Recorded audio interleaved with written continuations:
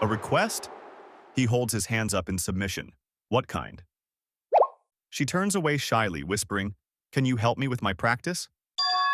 He's taken aback. Practice? Oh, to become an idol, right? Don't say it out loud. He asks why she's asking for his help specifically. She answers that no one has seen her dancing and singing yet, and she wants a second opinion. But if it's like that, couldn't she ask Komori? She can't tell anyone else. Because he saw her practice and told her that it wasn't that bad. He is the only one she can count on. This is certainly the first time someone said that to him. Enthusiastically, he agrees, proclaiming that he'll come with her to practice. A thankful Sarah holds her tongue, unable to spit out a thank you. Next day, after school.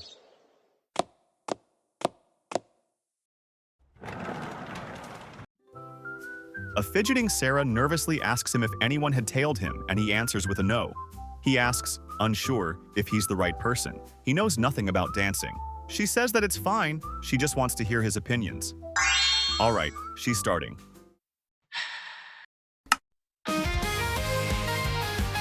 As she is about to utter the first line, she notices Ichimura's wide eyes starting back at her. Don't look at me.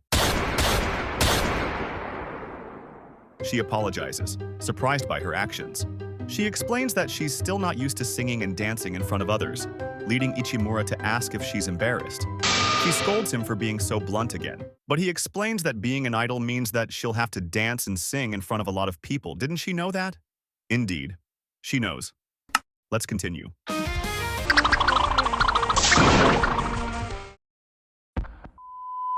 Finishing her performance, she asks for his honest opinion. He tells her that both her dancing and her singing were so stiff, and her smile too. She stares at her reflection, telling him that she's not good at consciously putting on a smile, especially in front of others. Well, can she show him? But her resistance. That's why they're practicing right now. She finally understands. Bracing him, she tells Ichimura not to freak out.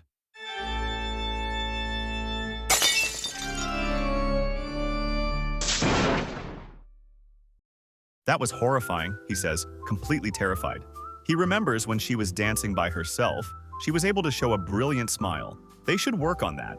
Work on bringing that smile out when she's in front of others. Suddenly, he proclaims he has an idea. Instead of treating this as practice, she should think of herself as a real idol on stage. She'll be fine once she gets in the mood. A real idol? She understands.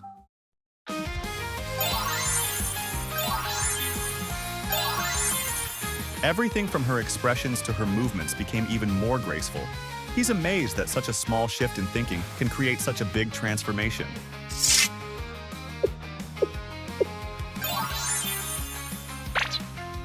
Such a big transformation, seeing her shift from a stoic assassin to twinkling idol, is just way too funny. No! He absolutely cannot laugh.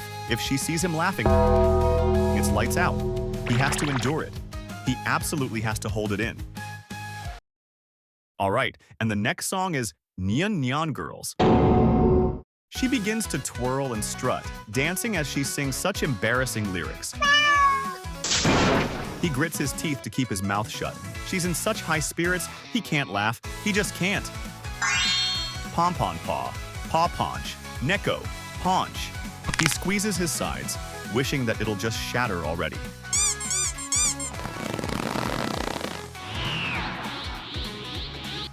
Just a little bit more, hold it in somehow. He's at his limit, but he can't. Sarah is doing her best. She's having so much fun. If he laughs now, she'll go from idol back to hitman. He will. Prevent all crimes.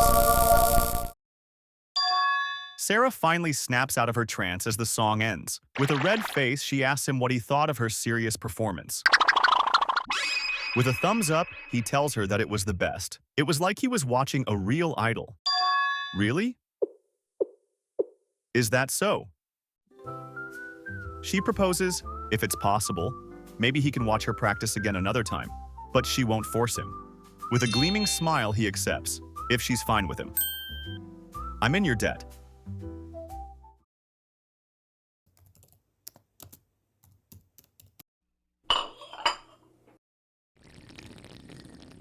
Looks like we have quite a playful brat.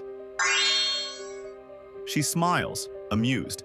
He's pretty good at playing hide and seek. What a mischievous rascal. Pardon me. Her secretary enters the room, reporting that Ichimura has successfully become friends with his fellow classmates. Is that so? How wonderful. No, rather, how frightening. Hinako, at that time. If I shove meat into Ichimura-kun's socks, then it becomes an Ichimura-kun roll. Is busy thinking about a new Hinako stocking cooking recipe at the bakery club. A study group? Of course, Yasuo replies. Midterms are coming up. It seems like a good idea to go to someone's house to study. Ichimura beams with delight. A study group with classmates. How has he longed for this situation? He wonders if their mom would bring out desserts. Would everyone teach each other about the topics they don't understand?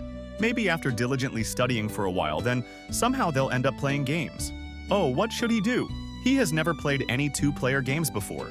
Before Yasuo can continue, Ichimura immediately interrupts him with an enthusiastic yell of acceptance. He's definitely going. So whose place are they going to? Spotting a familiar figure approaching, he asks him if his place is okay today. At the sight of his colossal classmate, Ichimura can't help but scream his lungs out. He grabs him by the shirt and asks him what was he screaming for. Don't make me rip out your blood vessels and shove it down your windpipe to shut you up. Yasuo apologizes, explaining that Torajiru doesn't mean any harm. His face and personality just tends to scare people. He's a natural threat criminal. He continues, telling him that although he looks like that, he's actually a really good-natured guy, so they should get along, okay? Good-natured? After school, the group of guys head to Torahiru's place. Ichimura was still wary, but to be able to attend a study group is something he had always wished for, so he won't refuse the invitation. The flashy boy closes his phone, introducing himself to Ichimura as Kiria Reiji. It's nice to meet you. Oh, likewise, Ichimura responds nervously. They continue walking, Ichimura wondering if Yasuo didn't invite any girls to join them, but he responds that they all refused him. A bee.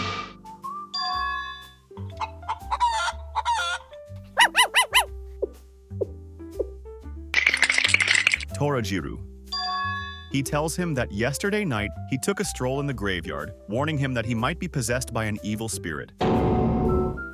Watching the pitiful sight, Ichimura begins to ask if Guda was, yep, he's an ultra-coward. Earthquakes, heights, etc. He's scared of almost everything, and also violence and pain as well, he adds. Whether it's beating others up or getting beaten up, he's terrified of it happening.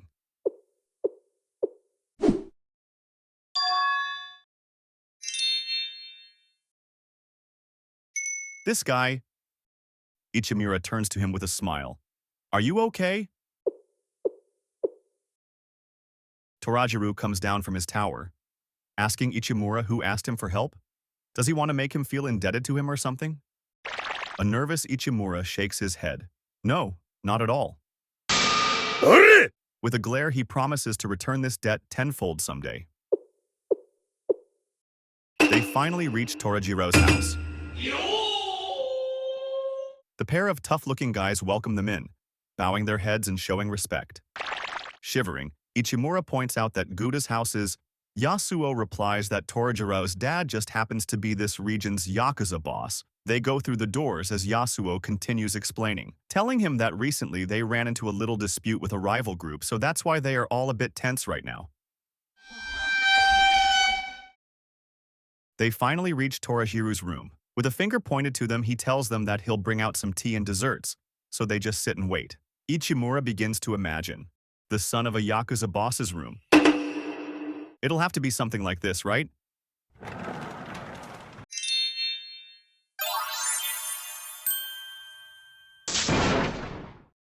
He's amazed. He didn't know Torajiru had this kind of hobby. Settling down, Yasuo places his laptop on the small table, ready to study. Remembering yesterday, Ichimura asks how that thing is going. Regrettably, Yasuo replies that it'll take some time. What about him? Did he ask his dad about his great-grandfather yet? He recounts that his father told him that his great-grandfather passed away before his dad was even born. That's why so far he has nothing. Well, there's no rush, I guess. Yasuo notes that Torajiru has been gone for a long time. Ichimura offers to check it out, but Yasuo dismisses his offer, noting that moving around this house is pretty dangerous. He notices that Yasuo seems to be quite familiar with this place. Yasuo agrees, saying that it's because him and Torajiru go way back. And also, he adds, "Ichimura, you're scaring Torajiru." Yeah, he's a transfer student after all. But he thinks that if an opportunity arises, the two of them will definitely become good friends. An opportunity? He stands up, deciding to check up on him after all. As he looks around, he can't help but be amazed. He has never stepped foot in a Yakuza house before. Torajiru spots him, a cake and a tea set in his hands. Where does he think he's going? The toilet is the other way. He explains that he was taking a while, so he was preparing cake? He baked it? He replies that he baked it yesterday. He was just taking some time to decorate it.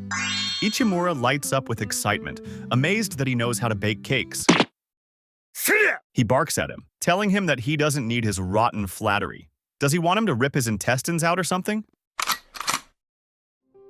Don't move, don't make a sound. You're the boss's son, right? With a glare, he asks him what he thinks he was doing. He explains that he works for the Urasan family. He's here to kidnap him to crush his family. If he doesn't want to die, then he better come with him quietly. Guda-kun.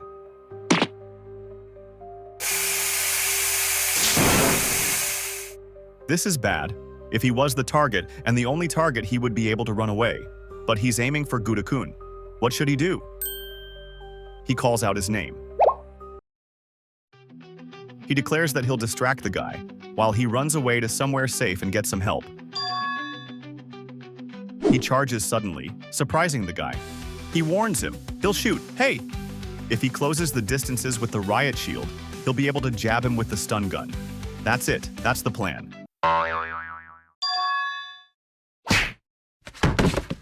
His shield and body bounces off to the ground. The guy was wearing rubber-soled shoes. Frantically, Torajiru begins calling for help but stops as he notices Ichimura's predicament. Who the hell is he? The brat's bodyguard? He points his gun to his knees, declaring that this is what he gets for getting in his way.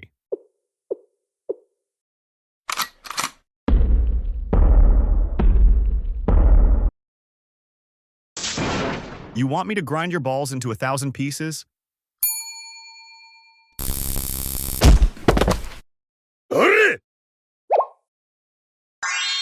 Looks like he owes him another one. Although he looks like that. Torajiru is actually a pretty good-natured guy, huh? Thank you very much. Delicious, he says with a smile, his mouth stuffed with cake. He laughs, telling him that if he doesn't shut his mouth while he's eating, he'll sew his mouth shut. They continue talking, Ichimura noting how Torajiru likes movies, and he replies that he only watches anime movies and specials. Really? He also loves those type of movies. He always goes to the theaters during the holidays. Was he screwing with him? Then they should watch an anime movie that's showing next time. Oh, he heard about that. He wants to go with him, but that requires a very high friendship level. Torajiru tells him to stop yapping. They're bros. They're tight as heck. Torajiru. Tomido. Aren't these two getting along a bit too well?